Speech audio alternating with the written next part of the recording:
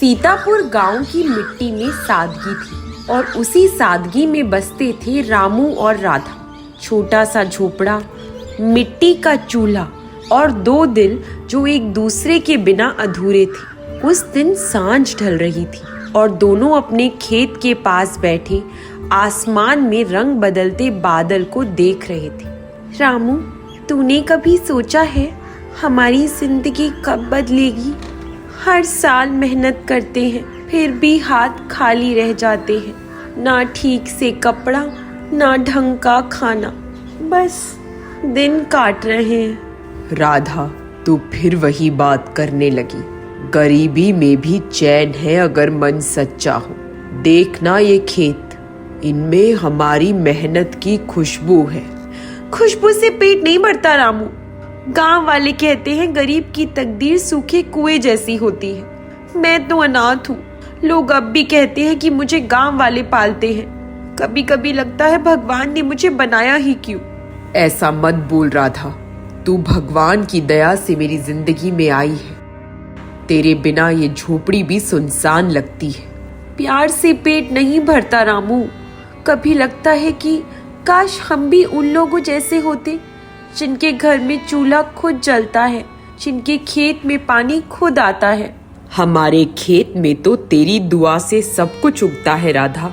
बस थोड़ा वक्त चाहिए, भगवान सबका हिसाब रखता है। वक्त तो हमारे लिए जैसे ठहर गया है। हर साल बारिश आती है, बीज डालते हैं और फिर वही कर्ज, वही ताने। कभी किसी ने नहीं पूछा कि ये गरीब जोड़े का सपना क्या है। सपना तो हर किसी का होता है राधा। हमारा सपना है अपने खेत में मीठे फल उगे, तू लाल साड़ी पहने, मैं तेरे साथ बैठकर वो फल खाऊं और हम दोनों बस हंसते रहें। कितना भोला है तू रामू। तेरे दिल में बस सादगी भरी है। शहर वाले हंसते हैं हम पर कभी कभी मैं सोचती हूँ अगर हमारा भी वक्त आया तो शायद वो भी हमें सलाम करेंगे। वो दिन जरूर आएगा राधा। मैंने सोचा है इस बार खेत में तरबूज लगाऊंगा। अगर फसल अच्छी निकली तो शहर तक बेचने जाऊंगा। तरबूज? हमारे यहाँ किसी ने नहीं लगाए कभी। पानी की इतनी कमी में कैसे उगेंगे वो? भगवान पर भरोसा रख। कभी कभी नई राह डराती जरूर है, पर मंजिल वही देती है जो पुरानी राह नहीं दे सकती। अगर मेहनत सच्ची हो तो धरती भी दुआ देती है। तू जब इस तरह बोलता है ना रामू, तो लगता है जैसे भगवान खुद तुझसे बोल रहा है। पर डर भी लगता है, कहीं फिर उम्मीद टूट गई तो? उम्मीद कभी टूटती नहीं राधा, वो बस सो जाती है थोड़ी देर के लिए। हम उसे फिर से जगा लेंगे, अपनी मेहनत से, अपने प्यार से। रामू ने राधा के सिर पर हाथ फेरा। तू हमेशा मेरा डर मिटा देता है। काश भगवान तुझे कभी निराश ना करे। जब तू मेरे साथ है राधा, तो कोई मुझे निराश नहीं कर सकता। तेरी आंखों में जो भरोसा है वही मेरा सबसे बड़ा ईश्वर है। उस शाम सूरज डूब गया, मगर उनके दिल में एक नई रोशनी जल उठी। शायद आने वाला कल कुछ नया लिखने वाला था। एक ऐसा किस्सा जो प्रेम, संघर्ष और चमत्कार से भरा था। कुछ हफ्ते बीते। रामू ने अपने खेत में पहली बार तरबूज के बीज बोए। राधा उसके साथ थी। मन में डर भी था और उम्मीद भी। राधा क्यारी में झुकती है। रामू, तू तो बड़ा जिद्दी निकला। सब कहते थे तरबूज हमारी मिट्टी में नहीं उगते, फिर भी तू लगा पड़ा है। रामू ने मुस्कुराते हुए जवाब दिया। अगर सबकी बात सुनता तो आज तक दूसरों की तरह हाथ पर हाथ धरकर बैठा रहता।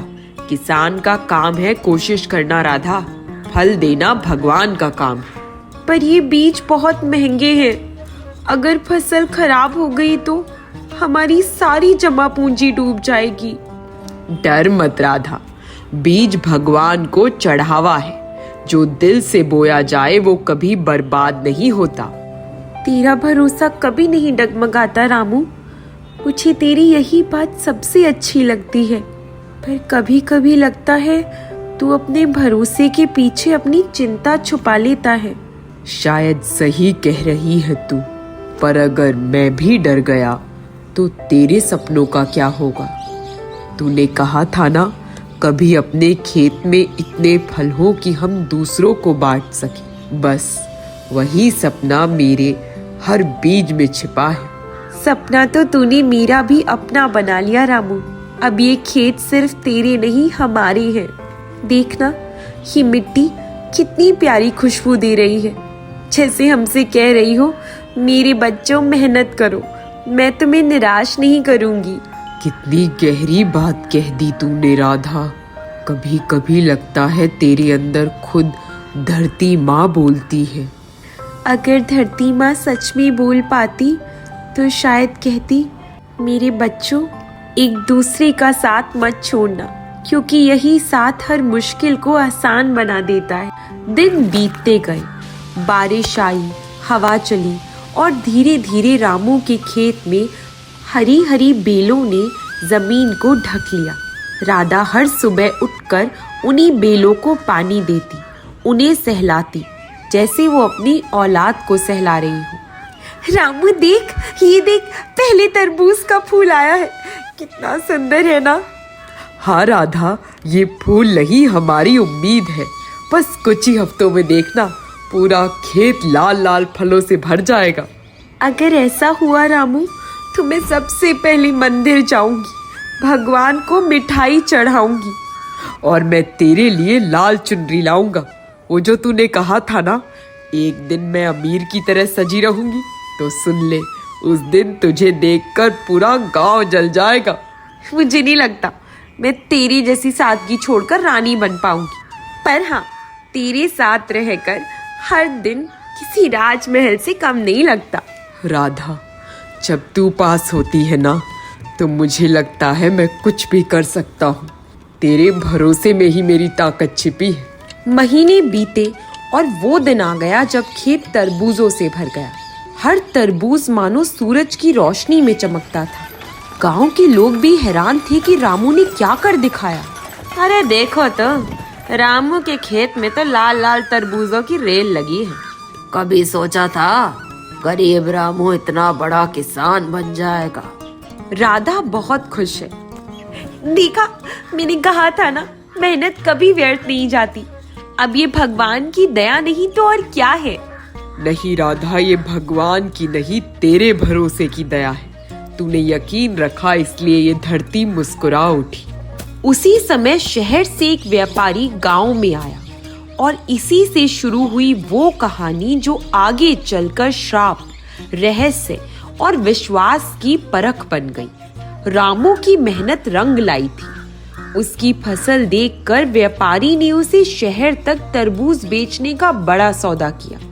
रामू ने खुशी से गाड़ी भरी, अपने दोस्त हरिया को साथ लिया और राधा से विदा लेकर निकल पड़ा एक नए सफर की ओर। राधा रामू को पानी का लोटा देती है। रामू, रास्ता लंबा है, सुन, जंगल पार करते वक्त सावधान रहना, वो पुराना पुल मत भूलना, वहाँ पहले कई हादसे हुए हैं।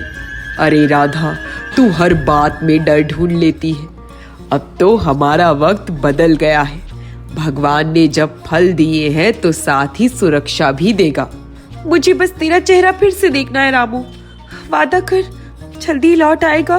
तेरे बिना ये सफर अधूरा है राधा, वादा करता हूँ, सूरज डूबने से पहले लौट आऊंगा। हरिया हंसता है।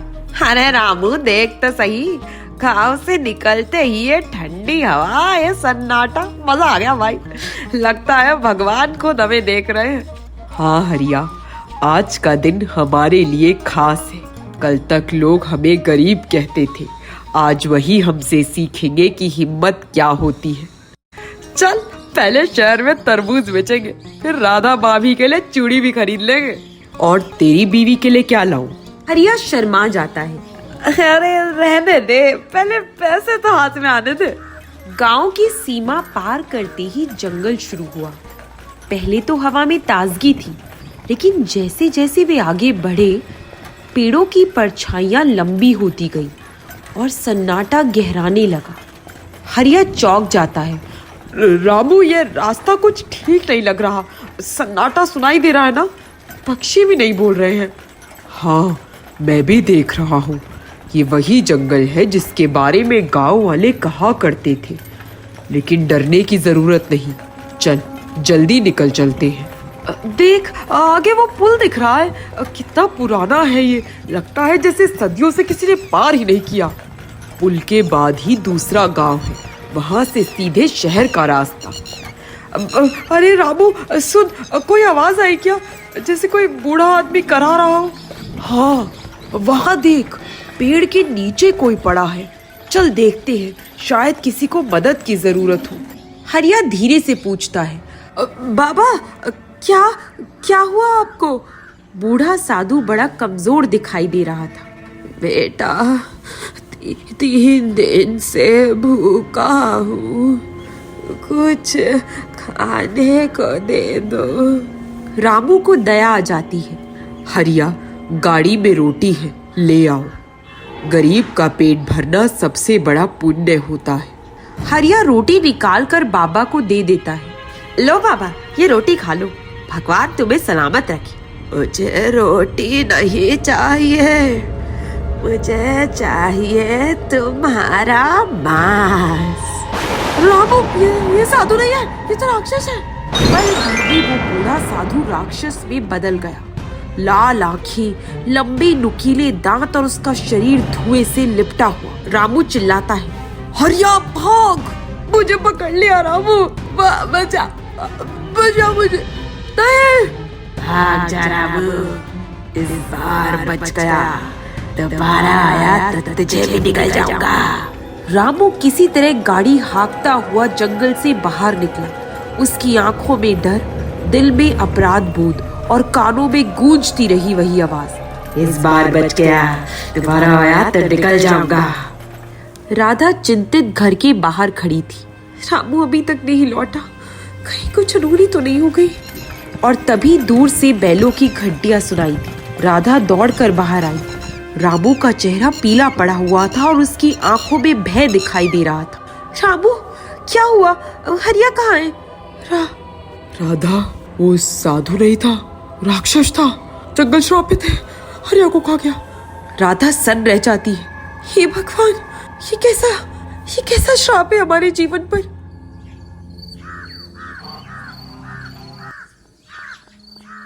उस रात गांव में कोई नहीं सोया। रामू की बात पूरे गांव में फैल गई। जंगल में राक्षस है जो हर यात्री को खा जाता है। पर कहानी यही खत्म नहीं हुई, क्योंकि लालच, डर और श्राप, इन तीनों ने मिलकर रामू और राधा की किस्मत को एक नई दिशा देनी थी। रात गहरा चुकी थी, लेकिन रामू की नींद उड़ी हुई थी। उसके मन में एक ही सवाल था, वो बूढ़ा साधु आखिर था कौन? और हर बार उसके खेत के तरबूज उसे क्यों चाहिए? रामू राधा से फुसफुसाता है, राधा, सो गई तू? राधा आंखें खोले बिना जवाब देती, नहीं, मैं भी जाग रही हूँ। तेरे मन में वही बात घूम रही है ना? हाँ राधा, वही। हर बार वही आदमी जंगल के उस पार से आता है, वही चेहरा, वही आवाज और हमेशा वही मांग तरबूज। जब भी कोई दूसरा आदमी वहां जाता है तो वो कभी वापस नहीं आया। मतलब तू कह रहा है कि वहां कुछ अशुभ है? मुझे यकीन है वो बूढ़ा आदमी साधु नहीं, कुछ और है। शायद कोई श्रापित आत्मा जो इन फलों के पीछे छिपा कोई रहस्य रखती है। शाबू, कहीं वो असुर तो नहीं? तूने देखा था ना कैसे उसने हरिया को पकड़ लिया था और बोला, मैं तुम्हारा मांस खाऊंगा। ऐसा तो कोई इंसान नहीं कहता। हाँ, और उस दिन मैं बच गया था, शायद किसी दैवीय शक्ति के कारण। लेकिन अब मुझे सब खत्म करना ही होगा। हम ऐसे डर में नहीं जी सकते राधा। पर कैसे? उस जंगल से तो कोई नहीं जाता। लोग कहते हैं कि वहाँ रात को आग की लपटें उठती हैं और कोई अदृश्य शक्ति पेड़ों के बीच घूमती है। तो मुझे उसी जंगल में जाना होगा, किसी ऐसे साधु के पास जो उस रहस्य को समझ सके। पागल हो गया है क्या रामू? जिंदगी में पहली बार कुछ अच्छा हुआ है, वो भी तो इस मुसीबत में डाल रहा है खुद को। मैं नहीं जाने दूंगी तुझे वहाँ। रामू प्यार से उसका हाथ पकड़ता है। राधा, जब तू मेरे साथ है तो मुझे किसी चीज का डर नहीं। अगर हम डरते रहे तो श्राप कभी नहीं टूटेगा। कभी कभी बुराई से लड़ने के लिए खुद अंधेरे में उतरना पड़ता है। तू हमेशा ऐसा क्यों बोलता है जैसे कोई कहानी सुनाता है? लेकिन मैं जानती हूँ जो आदमी दूसरों के लिए डरता है वही असली बहादुर होता है। ठीक है, पर मैं तेरे साथ चलूंगी। क्या तू मेरे साथ जाएगी? हाँ, अगर तेरा सफर अंधेरे में है तो मैं तेरे साथ उसी अंधेरे में रहना चाहती हूँ, हमेशा की तरह तेरे साथ। उस रात दोनों ने साथ बैठकर दीपक जलाया और ठान लिया कि सुबह होते ही वे उस श्रापित जंगल का सच जानने निकलेगी। उन्हें नहीं पता था कि आगे क्या होगा, बस इतना पता था कि उनके कदम अब पीछे नहीं हटे। अगली सुबह आसमान पर सुनहरी धूप फैली थी, लेकिन राधा और रामू के दिलों में अंधेरा अब भी था।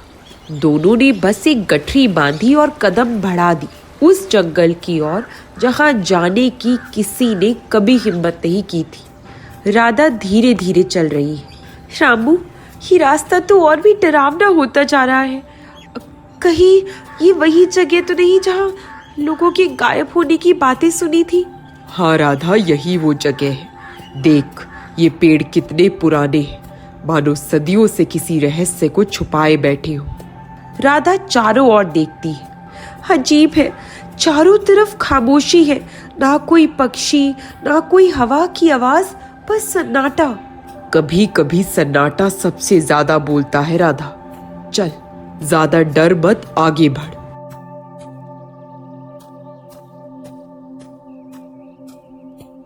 शाबू सुन, किसी ने नाम लिया मेरा। कहाँ? किसने? वो देख, उस पीपल के पेड़ के नीचे कोई बैठा है। कौन है वहाँ? हो, साधु बाबा, नमस्ते। आ गए तुम दोनों, मैं तुम्हारा इंतजार कर रहा था रामू। आप हमारा नाम जानते हैं? जंगल में कुछ भी छिपा नहीं रहता बेटी, तुम्हारा मन साफ है, इसलिए ये जंगल तुम्हें बुला लाया। बाबा, ये जंगल श्रापित है क्या? हर बार जब कोई फल लेकर आता है तो या तो वो लौटता नहीं या कोई अनहोनी हो जाती है। वो बूढ़ा साधु कौन है जो इंसान बनकर सामने आता है? वो साधु नहीं, एक दैत्य है। सदियों पहले इस जंगल में एक तपस्वी साधु रहते थे, जिनके आश्रम में एक लालची राजा आया। राजा ने उनके फलों में छिपा अमृत बीज चुरा लिया, तो साधु ने श्राप दिया कि जो भी इस धरती से बिना अनुमति फल तोड़ेगा वो इसी जंगल का हिस्सा बन जाएगा। मतलब वो बूढ़ा आदमी वही राजा है? हाँ, अब वो दैत्य बन चुका है। उसे भूख नहीं लगती फल की, उसे भूख लगती है इंसान की आत्मा की। वो हर साल किसी ना किसी इंसान को बहका कर यहाँ बुलाता है ताकि उसकी आत्मा को खा सके। तो इसका अंत कैसे होगा बाबा? क्या श्राप से मुक्ति का कोई रास्ता नहीं है? लेकिन आसान नहीं। उस दैत्य की शक्ति उन्हीं बीजों में है जिनसे तरबूज उगते हैं। अगर तुम वो बीज लेकर अमावस्या की रात में उस जगह जलाओ जहां वो पहली बार प्रकट हुआ था, उसका श्राप टूट जाएगा। पर ध्यान रहे, वो रात उसके लिए सबसे शक्तिशाली होती है। राधा डर जाती है, अगर वो हमें देख ले तो वो तुम दोनों को अपने साथ इस जंगल का हिस्सा बना देगा। लेकिन याद रखना, सच्चा प्रेम किसी भी श्राप से बड़ा होता है। अगर तुम दोनों एक दूसरे पर विश्वास रखो तो वो कुछ नहीं बिगाड़ सकेगा। सुना तूने राधा, हम डरेंगे नहीं। अब ये जंगल हमारा इम्तिहान लेगा और हम इसे पार करेंगे। तेरा हाथ मेरे हाथ में है रामू, हम डर किस बात का। और इस तरह वो दोनों साधु से मिले ज्ञान के साथ वापस लौटे अपने गांव की ओर। अब उनके सामने एक ही लक्ष्य था, उस श्राप को तोड़ना जिसने सैकड़ों जिंदगियां निगल ली थी। अमावस्या की रात आई।